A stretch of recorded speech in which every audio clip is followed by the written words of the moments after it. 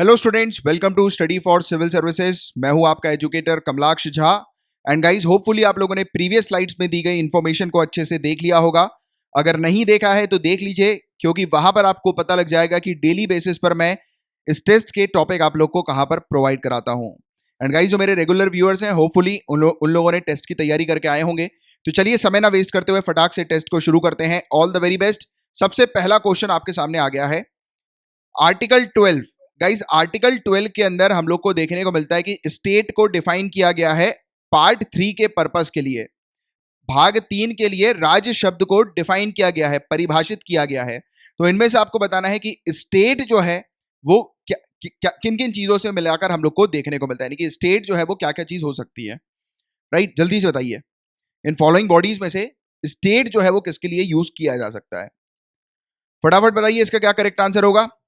Government of India, parliament of India, LIC, state legislature, panchayat, ONGC, private office under government of India. इन सब में से state जो है वो हम लोग को क्या देखने को मिलता है।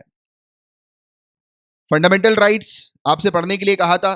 फंडामेंटल राइट का सबसे पहले या दूसरे पेज में ही इसके बारे में मेंशन्ड है। Guys, the correct answer is all. ये सभी जो है वो इसके करेक्ट आंसर हैं। Government of India, parliament, LIC, state legislature, panchayat, ONGC, even government of India के अंडर जो प्राइवेट ऑफिस वगैरह जो होते हैं उनको भी स्टेट जो है वो कहा जाता है। ठीक है, तो ये वाली चीज आपको पता होनी चाहिए थी, और होगी तो आपने अच्छे से पढ़ा होगा तो आपका आंसर आ चुका होगा। अब देखिए, हमारे ऑनरेबल प्रेसिडेंट के द्वारा इशू किया गया ऑर्डिनेंस, तो ये जो ऑर्डिनेंस है उसको इन पर्टिकुलर ऑप्शन में से किसके द्वारा अनकॉन्स्टिट्यूशनल और नल एंड वॉइड जो है वो डिक्लेयर किया जा सकता है। Honourable supreme court, honourable high court, district court of India या डिस्ट्रिक्ट कलेक्टर। इन पर्टिकुलर चारों ऑप्शन में से किसके द्वारा ऑनरेबल प्रेसिडेंट के द्वारा इशू किया गया ordinance null and void declare किया जा सकता है। गाइस, ऑनरेबल सुप्रीम कोर्ट और हाई कोर्ट दोनों। अब आप बोलोगे सर हाई कोर्ट कैसे, तो स्टेट के अंदर अगर कोई कानून जो है वो अगर प्रेसिडेंट के ऑर्डिनेंस के थ्रू जो है वो स्टैब्लिश किया गया है, तो उस स्टेट के अंदर हाई कोर्ट जो है वो उस कानून को भी नल एंड वॉइड डिक्लेयर कर सकती है। ठीक है, तो ये आप लोग का, मुझे पता है कि काफी सारे लोगों का ये डाउट आएगा, तो इसलिए पहले ही मैंने जो आपका डाउट क्लियर कर दिया, और लक्ष्मीकांत में ये बकायदा जो है वो दिया हुआ है। नेक्स्ट क्वेश्चन आपके सामने आ गया है, करेक्ट स्टेटमेंट बताइए। आर्टिकल 13, आर्टिकल 13 ने डिक्लेयर किया है कि कॉन्स्टिट्यूशनल अमेंडमेंट एक कानून नहीं है, इसीलिए इसको किसी भी कोर्ट के अंदर चैलेंज नहीं किया जा सकता है। दूसरा स्टेटमेंट, आर्टिकल 16 जो है वो एबॉलिशन ऑफ टाइटल्स के से डील करता है, एक्सेप्ट मिलिट्री और एकेडमिक्स टाइटल को छोड़कर।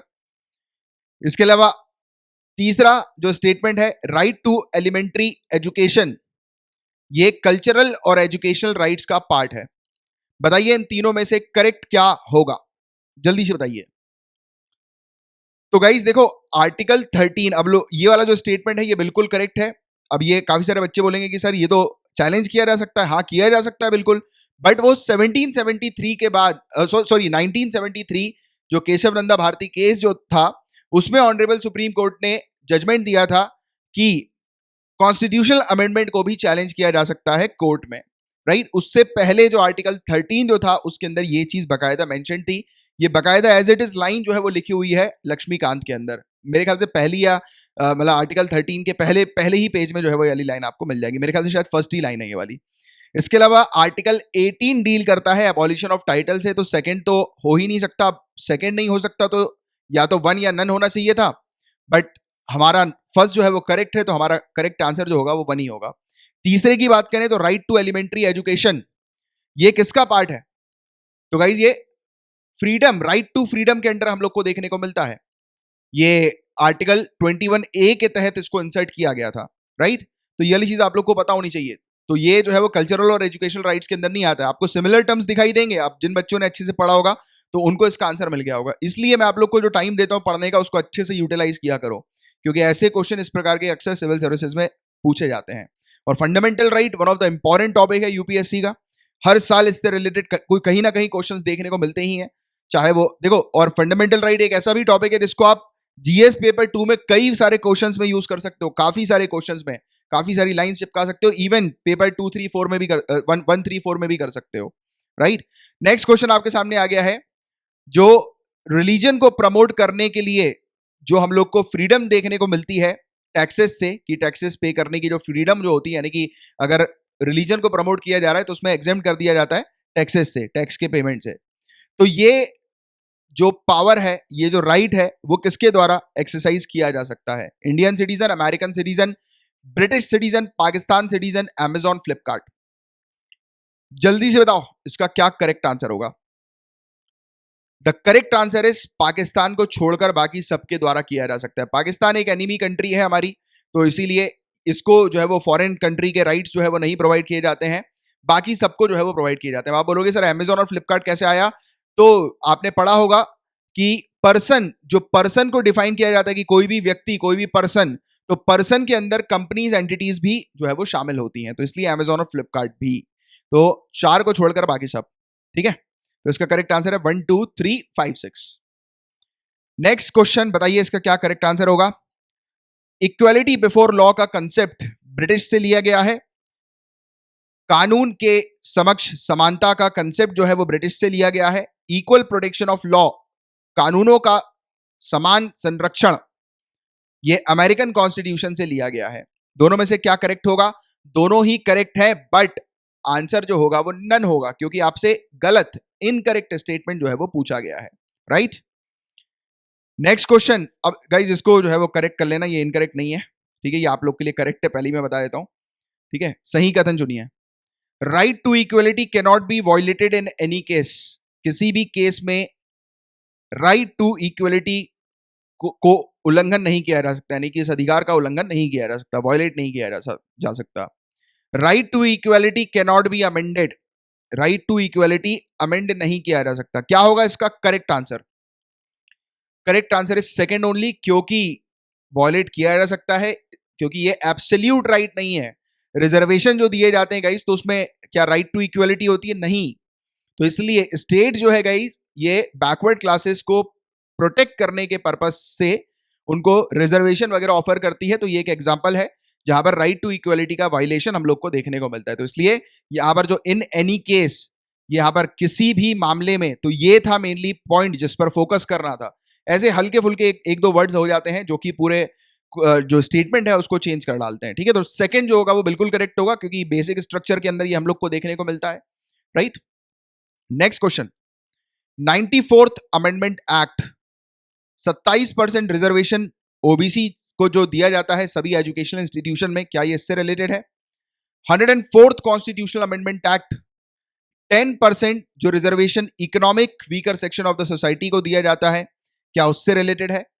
103rd कॉन्स्टिट्यूशनल अमेंडमेंट एक्ट ने क्या national commission for backward classes को कॉन्स्टिट्यूशनल स्टेटस दिया था? जल्दी बताओ। मैंने आपसे कहा भी था इवन पहले भी, जब हम लोगों ने अमेंडमेंट एक्ट्स के बारे में पढ़ा था, एक दो क्वेश्चंस मैंने आपको दिए थे, मेरे ख्याल से एनजेएसी के बारे में हम लोगों ने पढ़ा था, जीएसटी के बारे में भी हमने बात करी थी इकोनॉमिक्स के अंदर। तो अब मैंने आपसे बोला था कि, और इवन हम लोग ने एंग्लो इंडियन वाले क्लॉज के बारे में भी डिस्कस किया था, याद आ रहा है?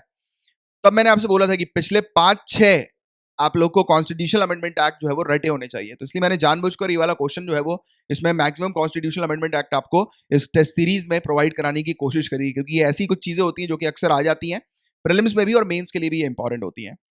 तो आपको अगर पता होगा इसका आंसर तो आपने मार्क कर दिया होगा नन, क्योंकि ये तीनों ही गलत हैं। 93rd कॉन्स्टिट्यूशनल अमेंडमेंट एक्ट जो था वो 27% रिजर्वेशन से रिलेटेड था। 103rd कॉन्स्टिट्यूशनल अमेंडमेंट एक्ट जो था वो 10% रिजर्वेशन से रिलेटेड था। 104th तो लेटेस्ट है, ये एंग्लो इंडियन का क्लॉज जो है वो हटा दिया गया, आपको पता होगा, मैंने पढ़ाया भी है इसके बारे में आपको, राइट। इसके अलावा 102nd जो था वो इससे रिलेटेड था, ये national commission for backward classes है। तो ऑलमोस्ट हम लोगों ने पिछले 5-6 कॉन्स्टिट्यूशनल अमेंडमेंट एक्ट तो आराम से जो है वो कवर कर ही लिए हैं पूरे के पूरे, जो कि इंपॉर्टेंट है, राइट। तो इसका जो करेक्ट आंसर था वो नन था। नेक्स्ट क्वेश्चन आपके सामने आ गया है, आर्टिकल 16, तो क्या ये सभी सिटीजन को इक्वल अपॉर्चुनिटी प्रोवाइड कराता है एम्प्लॉयमेंट में या फिर अपॉइंटमेंट में हमारे इंडिया के किसी भी सेक्टर के अंदर? 50% एब्सोल्यूट कैपिंग क्या रिजर्वेशन क्राइटेरिया के अंदर दी गई है कि 50% से ज्यादा रिजर्वेशन नहीं दिया जाएगा? जल्दी बताओ, एब्सोल्यूट कैपिंग है क्या? फटाफट जल्दी। तो गाइस देखो, इसका जो करेक्ट आंसर होगा ये भी नन होगा। वो कैसे? क्योंकि यहां पर क्या लिखा है, एनी सेक्टर, पब्लिक सेक्टर में ये इक्वलिटी की अपॉर्चुनिटी प्रोवाइड की जाती है, ठीक है, पब्लिक सेक्टर के अंदर, एनी सेक्टर नहीं, ठीक है। आपने पढ़ा भी होगा, पहला ही जैसी शुरुआत होती है तो उसमें पब्लिक की बात की जाती है, पब्लिक ऑफिसेस की, आई थिंक, ठीक है। तो ये जो है वो गलत हो गया। दूसरे की बात करें, एब्सोल्यूट कैपिंग नहीं है, जैसे कि कई काफी सारे राज्य हैं वहां पर 50% से ज्यादा हम लोग को देखने को मिलता है, एक्सेप्शन यहां पर आपको मिलेंगे, राइट। बाकायदा लक्ष्मीकांत में भी एक्सेप्शन की बात की गई है, तो इसका जो करेक्ट आंसर है that will be none. Next question, article 340, एक दो दिन पहले मेरे ख्याल से हम लोगों ने इसके करंट अफेयर्स के बारे में डिस्कस किया था। आर्टिकल 340 मेरे ख्याल से शायद आज ही किया था, क्या आज ही के टॉपिक में किया था शायद हमने, आर्टिकल 340 के बारे में करंट अफेयर्स के अंदर। तो गाइस देखिए, ये कमीशन जो होते हैं, यानी कि ये रिलेटेड होता है कि कमीशन को अपॉइंट किया जा सकता है, वो कमीशन बैकवर्ड क्लासेस की कंडीशन को इन्वेस्टिगेट कर सकता है।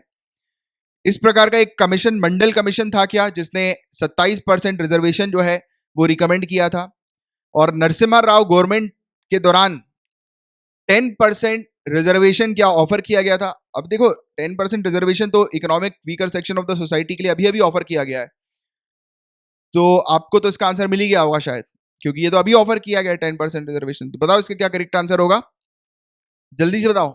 The correct answer is all, सभी के सभी जो है वो इसके करेक्ट आंसर है, क्योंकि उस समय भी नरसिम्हा राव गवर्नमेंट ने 10% रिजर्वेशन ऑफर करने की बात करी थी गरीबों के लिए जो कि हायर कास्ट से बिलोंग करते हैं।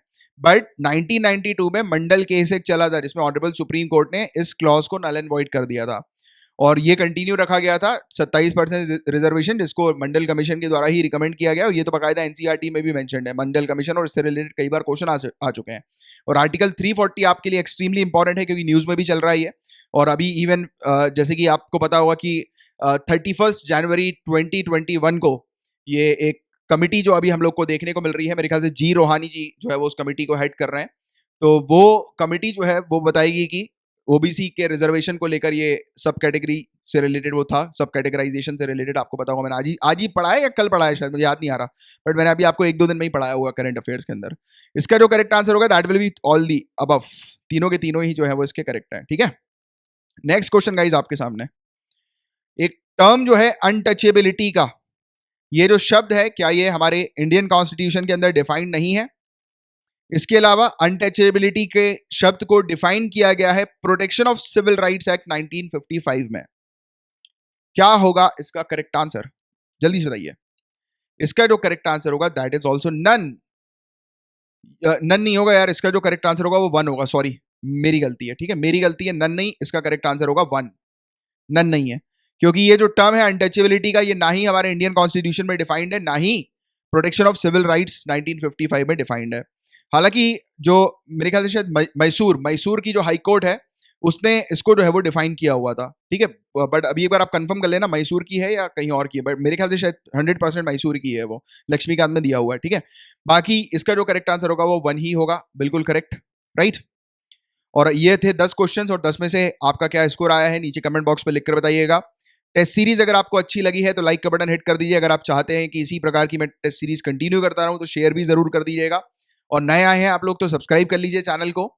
एंड गाइस मंडे को अगेन हम लोग फिर से ये फंडामेंटल राइट्स को ही लेंगे, क्योंकि इसमें और भी काफी सारे एरियाज मुझे कवर करने हैं, और ये बहुत इंपॉर्टेंट टॉपिक है civil services point of view से, तो मैं नहीं चाहता हूं कि कोई भी चीज जो है वो आप लोग के लिए स्किप करूं। ये टेस्ट सीरीज के ही मॉड्यूल में मैं चाह रहा हूं कि हर एक चीज जो है वो आपकी कंप्लीट होती चले। हालांकि मैं आपको टॉपिक्स भी पढ़ाता हूं जिसमें कि आप चीजें कवर करते हो, बट कुछ कुछ टॉपिक्स में ऐसा लगता है कि यार ये भी इंपॉर्टेंट है, ये भी इंपॉर्टेंट है, उसको कवर करना चाहिए, और फंडामेंटल राइट जो है उसमें तो मैं चाहूंगा कि मैं हर एक एरियाज को टच करूं, तो इसलिए 2 क्लासेस जो है वो और रहेंगी टेस्ट सीरीज की फंडामेंटल राइट्स को ही लेकर। अगर नेक्स्ट क्लास में कंप्लीट नहीं हुआ तो अगली क्लास एक और हम लोग लेंगे फंडामेंटल राइट्स की, बट कोशिश कर रहे हैं कि नेक्स्ट क्लास में कंप्लीट हो जाए। बाकी कल संडे है, कल के दिन आप जो अभी पिछले हफ्ते में आपने न्यूज जो पढ़ी है उसका मैं 10 क्वेश्चंस का टेस्ट लूंगा, तो वो पिछले हफ्ते वाली न्यूज जो है वो कवर करके आइएगा, जो मैंने आपको पढ़ाई हुई है तो उसका अच्छे से रिवीजन कर लीजिए। मैंने हालांकि सोचा था कि यार संडे को जो है वो ऑफ रखता हूँ क्योंकि काफी सारे और भी पर्सनल काम होते हैं, उसको भी किया जाना है, बट फिर मुझे बच्चों ने रिक्वेस्ट करी कि सर कर लो, क्योंकि वो काफी हेल्पफुल होता है, तो मैंने कहा चलो ठीक है कर लेते हैं आप।